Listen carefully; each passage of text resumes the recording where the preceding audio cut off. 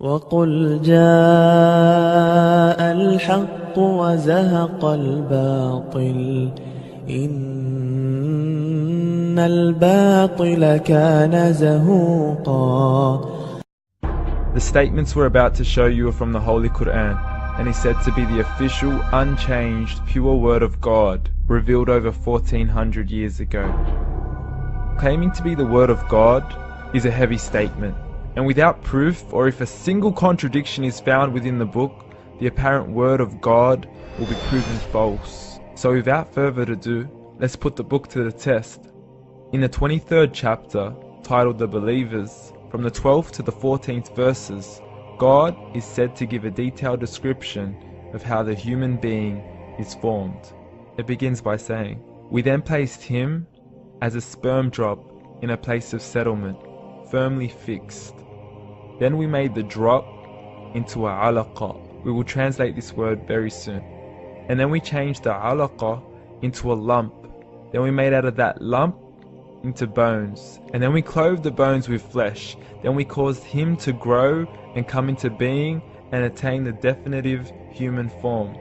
In the 21st century, we can now safely say that this verse is clearly describing the process of human development in correct chronological order. However, what we should be paying attention to in particular is the second stage, referring to the development of the embryo. The specific word used to describe the embryo in this verse is the word alaqa. The word alaqa, when translated into English, can mean three separate things. Firstly, a blood clot, or to be suspended, that is to be hanging or clinging to something, or thirdly and finally, a leech. Now, all three definitions don't come anywhere near what we perceive to be the human embryo. So, why are these words used, and what significance do they share with the human embryo?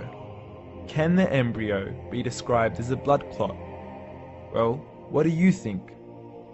In the 3rd week of embryonic development, a tubular heart joins with the blood vessels to form a primordial cardiovascular system, and by the end of the 3rd week, the blood is circulating and the heart begins to beat on day 21.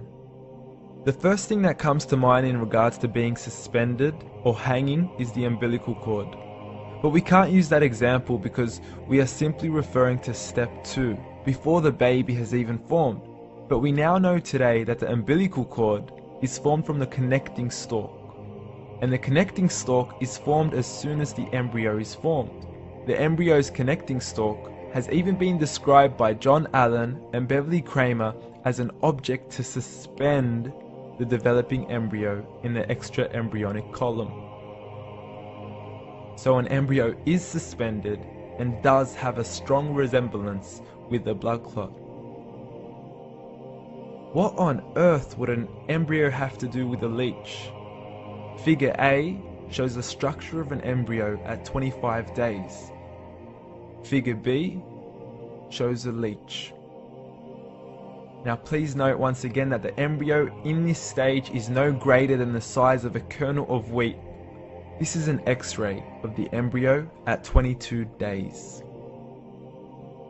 This is the internal structure of a leech. It's mind-blowing stuff, but you still haven't seen anything yet. This is the head of the embryo at 22 days.